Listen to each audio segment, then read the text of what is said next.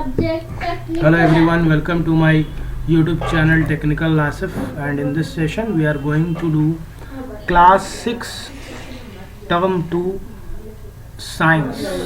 Class 6 का term 2 exam का science subject science का जितना भी MCQ क्वेश्चंस है उसको हम लोग इस वीडियो में we are going to cover. तो सबसे पहले हम लोग फर्स्ट चैप्टर का करेंगे, दैट इज़ टर्म 2 के लिए जो first chapter very much important है, तो उसको हम लोग पहले देख लेते हैं। ठीक है, तो चलिए let us start.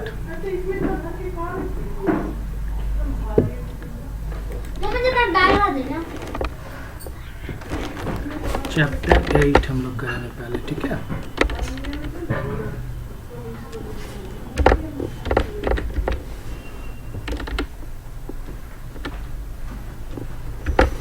Chapter 8 structure and functions of the living organism. Chapter का नाम है structure and functions of living organisms. ठीक है, ये हम लोग पढ़ेंगे इसका MCQ। So the first question is the roots that are consumed as food are, है ना, वो रूट जो क्या कंज्यूम करता है फूड को, उसको हम क्या कहते हैं? Onion and sweet potato, carrot and onion, beet and turnip, potato and radish. तो इसका करेक्ट आंसर जो है वो है beet and turnip is the correct answer of this MCQ question. अगर आप वीडियो को पूरा सुनेंगे तो आपका MCQ का जो क्वेश्चन आता है क्लास 6 साइंस जो टर्म 2 का, वो आपका रिवीजन भी हो जाएगा और आपको याद भी हो जाएगा। नेक्स्ट क्वेश्चन की तरफ मूव करते हैं। Question number 2। क्वेश्चन नंबर 2 है आपका the plants manufacture food through the process of. जो प्लांट्स है मैन्युफैक्चर करता है फूड, वो किस प्रोसेस के थ्रू करता है? तो दैट इज थ्रू फोटोसिंथेसिस के थ्रू करता है। Leaves are attach to the stem at the nodes. कहाँ अटैच रहता है? नोड्स पे, है ना। सारे क्वेश्चन जो है वो काफ़ी इम्पोर्टेंट है एग्जाम पॉइंट ऑफ व्यू से। नेक्स्ट क्वेश्चन है आपका the total number of whorls in a flower is are. तो कितना होता है? 4 होता है। The reproductive organ of a plant is the. जो रिप्रोडक्टिव ऑर्गन होता है प्लांट का उसको क्या बोलते हैं हम लोग? फ्लावर बोलते हैं। नेक्स्ट 6 नंबर MCQ करते हैं अब हम लोग। The part of the flower that provides protection to the bird before it blooms is the. इसको हम क्या बोलते हैं? सेपल बोलते हैं। तो ये 6 MCQ क्वेश्चन चैप्टर 8 का हो गया। अब हम लोग जो नेक्स्ट MCQ करेंगे वो करेंगे चैप्टर 9। ठीक है, आइए हम लोग चैप्टर 9 को पहले देखते हैं। चैप्टर 9 का क्या नाम है? तो चैप्टर 9 अगर हम लोग बात करें तो चैप्टर 9 है आपका structure and functions. Structure and functions of the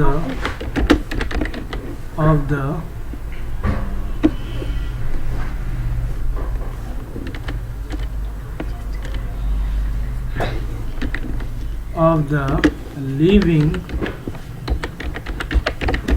organisms, animals। ठीक है, तो यहाँ पे जो पहला क्वेश्चन है इस चैप्टर का, चैप्टर 9 जो क्लास 6 साइंस का हम लोग सारा MCQ कवर कर रहे हैं चलो वीडियो में। वीडियो को अगर आप सुनोगे तो यू विल गेन दैट कि आपका MCQ याद हो जाएगा सारा, जो MCQ एग्जाम में आता है आपका टर्म सारा MCQ।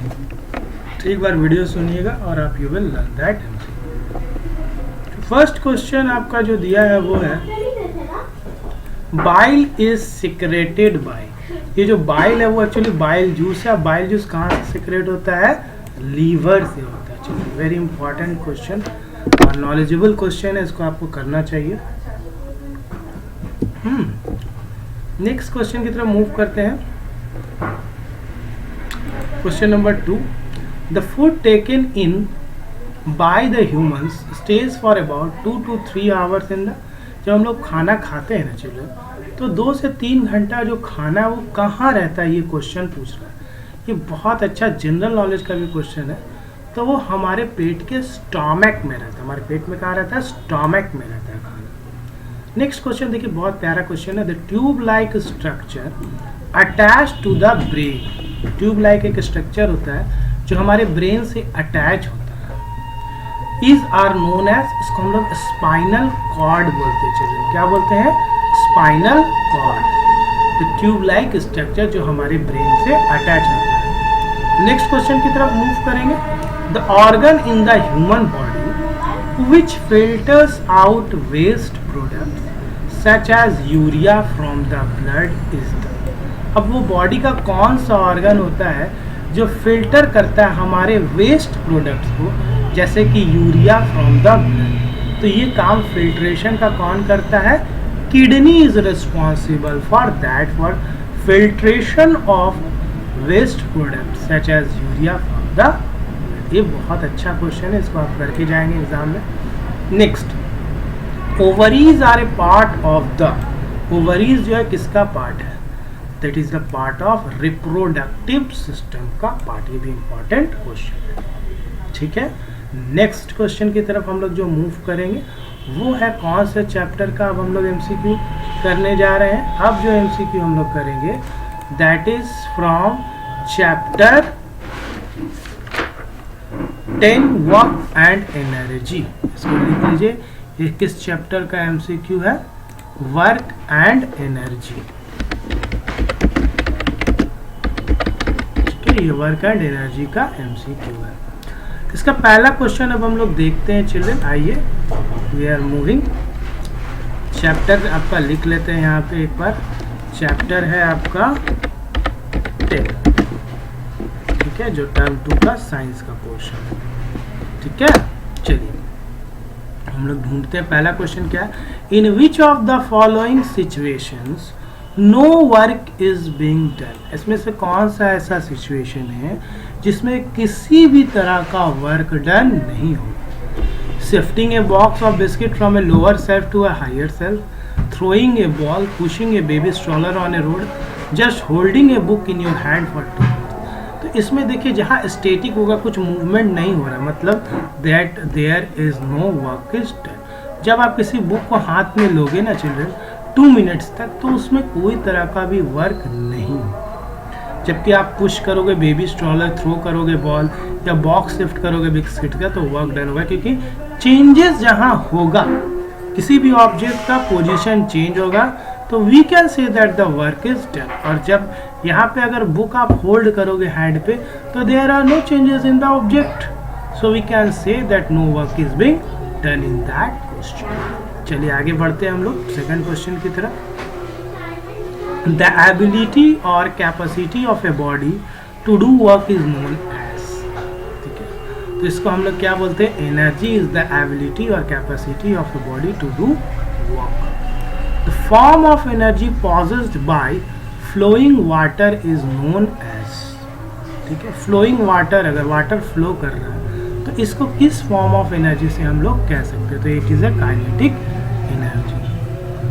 Move to the question number 4। तो ये क्वेश्चन थोड़ा सा आप ध्यान रखेंगे, जब किसी चीज़ में मूवमेंट हो रहा है और उसका एनर्जी पूछा जाए तो उसको हम लोग क्या कहते हैं? Kinetic energy. और इनिशियल वाला जो होता है वो पोटेंशियल, आगे हम लोग पढ़ेंगे। तो एनर्जी एसोसिएटेड विथ विंड। अब विंड क्या? हवा बह रहा है ना। तो इज एन एग्जाम्पल। तो यहाँ जब भी मूवमेंट होगा, मोशन होगा, तो हम लोग झट से उसको किस फॉर्म ऑफ एनर्जी में लिखेंगे? Kinetic energy. When a rubber band is stretch, rubber band को जब खींचा जाएगा तो it can be said to have gained. ये क्या गेन करेगा? तो पोटेंशियल एनर्जी गेन करेगा, ठीक है। किसी रबर को आप खींचते हो जोर से तो वो स्ट्रेच हो जाता है ना, लंबा खींचा जाएगा, तो हम कह सकते हैं कि इसमें कौन सा एनर्जी हुआ? पोटेंशियल एनर्जी हुआ। आइए हम लोग नेक्स्ट चैप्टर का एमसीक्यू करते हैं। अब हम लोग चैप्टर नंबर 12 होगा चिल्ड्रन, आई थिंक चैप्टर 12 आपका है। अब सेकंड, लाइट एंड शैडोज है ना, chapter 12 light and shadow, light and shadow. ठीक है, चलिए हम लोग इसको करके देखते हैं। तो फर्स्ट क्वेश्चन आपके पास जो है स्क्रीन पे, objects like the sun which emit light of their own, है ना, वो ऑब्जेक्ट जो सन की तरह होता है, that emit light of their own, जो खुद का लाइट उसका होता है, उसको हम लोग क्या बोलते हैं, luminous object, that is known as luminous object. Moving to the next question, an object through which we can see partially but not very clearly, partially दिखता है लेकिन क्लियरली नहीं दिखता है, तो उसको हम बोलते हैं sheet of tracing paper. Third question है, the something which can change its shape and size and may appear and disappear anywhere anytime is known as, है ना, something which can change, जो shape और size change करता है और appear भी होता है और disappear होता है किसी भी वक्त किसी भी समय में, तो इसको हम लोग shadow बोलते हैं चिल्ड्रन। ठीक है, फोर्थ क्वेश्चन की तरफ आते हैं हम लोग। when sun during early morning is behind an object, the size of its shadow in comparison to that of object would be, बोल रहा है जब सन जो है अर्ली मॉर्निंग, सुबह का वक्त है ना, उसमें क्या होता है, इज बिहाइंड एन ऑब्जेक्ट, जब ऑब्जेक्ट के पीछे में बनता है, सुबह के वक्त में जब सन निकलता है तो इंसान का shadow, the size of its shadow is comparatively to that of object would be. अगर हम साइज की बात करें उस ऑब्जेक्ट का, तो वो क्या होता है, उस ऑब्जेक्ट के कंपैरिजन में बड़ा होता है कि छोटा होता है, इक्वल टू होता है या ऑलमोस्ट जीरो, तो ये हमेशा क्या होता है, शैडो क्या होता है, लार्जर होता है चिल्ड्रन। देखिए ये बहुत अच्छा क्वेश्चन है, इसको आप करके जाएंगे। नेक्स्ट क्वेश्चन की तरफ मूव करते हैं। The image formed by A pin hole camera, जो इमेज फॉर्म्ड होता है पिन होल कैमरा से, वो कैसा होता है, तो that is inverted and diminished होता है, इन्वर्टेड भी होता है और डिमिनिश्ड भी होता है। नेक्स्ट क्वेश्चन की तरफ, नेक्स्ट चैप्टर के एमसीक्यू अब हम लोग करेंगे, चैप्टर 13 करते हैं ना, आइए 13 चैप्टर की तरफ। 13 चैप्टर है आपका मैग्नेट, चैप्टर 13 मैग्नेट्स। चलिए अब हम लोग इसका एमसीक्यू को करके देखते हैं, इसमें बहुत अच्छे अच्छे एमसीक्यू दिए हुए हैं। चलो ये पूरा सेशन जो एक मैराथन की तरह है कि आपका टर्म 2 का पूरा एमसीक्यू का क्वेश्चन इस सेशन में कवर किया गया है। पूरे वीडियो को अगर आप सुनोगे तो we will definitely learn for your MCQs question in subject science class 6। Now let's start. The first question is the magnetic material that was discovered first of all is, वो मैग्नेटिक मटेरियल जो सबसे पहले discover किया वो क्या कहलाता है, lodestone. A magnet can attract a glass object, a flower, a book। नहीं, किसको अट्रैक्ट करता है magnet, an iron nail. Glass object, flower या बुक को अट्रैक्ट नहीं करता है। Correct answer is an iron nail. Third question की तरफ मूव करते हैं।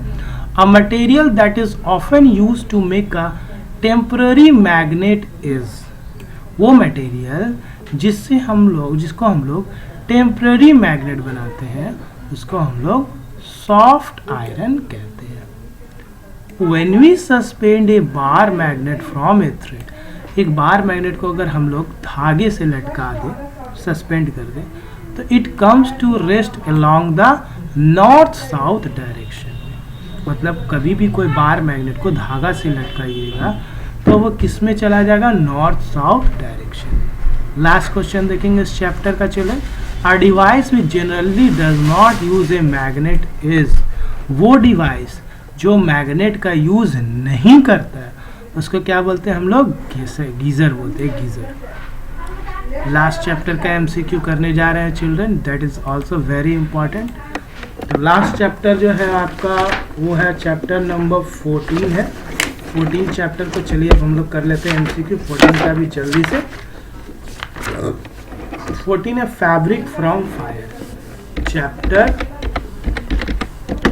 14 fabric from fibre, fabric from fibre. First question आपका जो दिया हुआ है वो है which of these one of these is not a man made fibre. इसमें से कौन सा जो है मैन मेड फाइबर नहीं है। तो यहाँ पे लिनेन जो है वो मैन मेड फाइबर नहीं होता। बहुत अच्छा क्वेश्चन है, चलो इसको करना आप लोग। From the following the only incorrectly matched pair is. यहाँ पे इनकरेक्टली जो मैच पेयर है वो है कॉटन और सीड्स, जबकि silk, mulberry, jute, stem, coir, outer covering of the coconut ये सब पेयर में। थर्ड क्वेश्चन है the process of pulling and twisting of strands to make a fibre is known as spinning बोलते हैं। अगर what is spinning आ गया आपका नीचे क्वेश्चन में तो आप एमसीक्यू के डेफिनेशन को लिख सकते हो आसानी से। Fourth, weaving is done by using machines called. Weaving किसके थ्रू किया जाता है? लूम्स के थ्रू, है ना। Weaving is done by using machine called looms. Last question chapter का देखेंगे। Jute and cotton plants grow well respectively इन, कहाँ होगा? अलुवियल एंड ब्लैक सॉइल्स में जूट और कॉटन प्लांट्स ग्रो करता है। So children, this is all about the multiple choice question MCQs questions of class 6 science term 2 का पूरा MCQ question हम लोग देख लिया। आप इस वीडियो को पूरा अच्छे से सुनेंगे तो you will definitely learn for your term 2 exam class 6 science. Video अगर अच्छा लगे तो लाइक शेयर सब्सक्राइब जरूर करना। नीचे आपको सब्सक्राइब का बटन दिख रहा होगा, सब्सक्राइब कर ले, बेल आइकन को प्रेस कर ले for the upcoming videos from technical Asif YouTube channel. ठीक है, तब तक के लिए थैंक यू, टेक केयर।